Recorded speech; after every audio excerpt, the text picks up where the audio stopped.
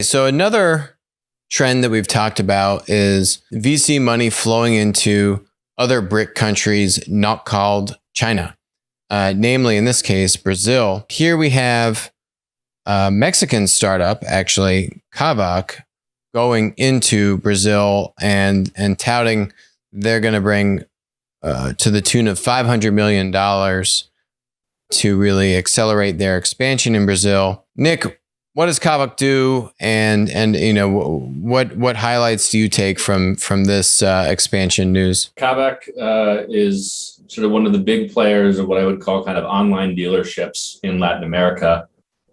Similar business to kind of Carvana and Vroom in the US, in the sense that basically they buy and resell used cars, and they're taking ownership of the vehicles and then selling them on to end consumers. The way I would describe it is it's basically like a digital dealership. So you do away with the kind of traditional used car storefront, in the sense that they're not expecting as many people to come and just walk up the way that you would at an old dealership. They do still have physical locations, but that it's primarily a digital business, and you can kind of go end to end purchasing and selling used cars through Kavak. They were based in Mexico originally, have expanded throughout LatAm, and now getting into Brazil. Another big thing that they do is also in financing. So a big part of the purchase funnel for any vehicle on used cars is can you afford it? Can you finance the vehicle?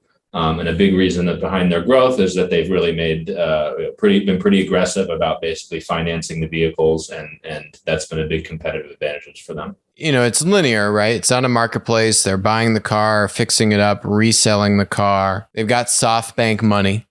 So, take their valuation with a grain of salt. Is this thing overvalued? Does the volume justify the pre and post money valuation they're achieving here, relative to maybe some of the, I don't know how much linear competition they have of companies doing the buying and reselling just like themselves, versus there are a lot of marketplaces which have kind of different models but are still buying and selling cars.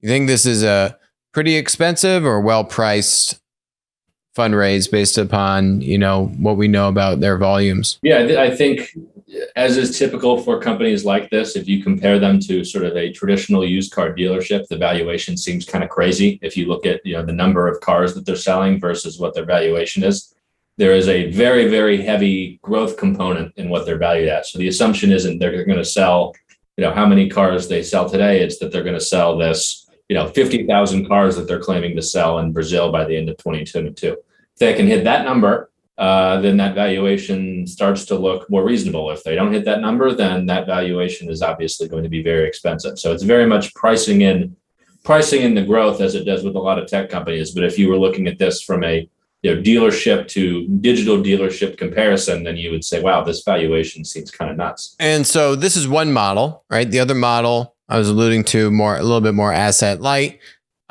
where you would find a number of other marketplace-oriented car marketplaces in Latin America. What's the one marketplace model that just raised a good amount of money? There's a number of these. I think there's a few different models. One is kind of the traditional classifieds model. There's been, Mercado Libre has Tucaros, as well as their kind of core site, which operates in that model. There's a number of these in Brazil that are very successful as well.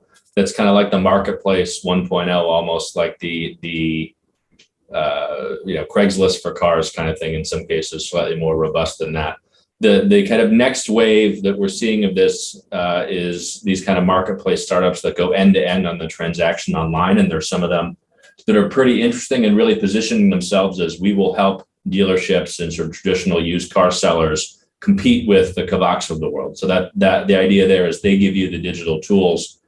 Hey, dealer, you can come on and sell on our platform. We'll handle all the digital stuff, help bring you customers. You've got to handle kind of the, getting the inventory in, managing the test drive process and all of that. Or some of these startups will help handle that too. But let's bring the technology and kind of open that up, versus the kind of Kavak model is almost like the iPhone model, where we kind of own everything and control it ourselves. Instacaro would probably be one example of that. They just raised another $23 million just recently here with FJ Labs. FJ Labs, we know pretty well.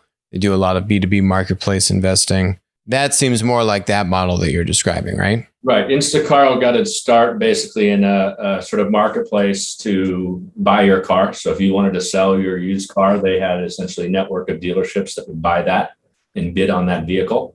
I believe they started out doing that linearly, and then eventually, as they got enough supply or enough dealership demand that would pay for the vehicle, that became more of a true marketplace model. And now they've started to move into the sell your car aspect of that, because of course, if you're selling a used car, a very big chunk of the people that are doing that because they want to go buy another car. So it makes sense. You've naturally got that kind of demand there that they're moving into that side of the transaction. So yeah, Instacart is definitely an example of kind of one of those newer generation of marketplaces that are up and coming.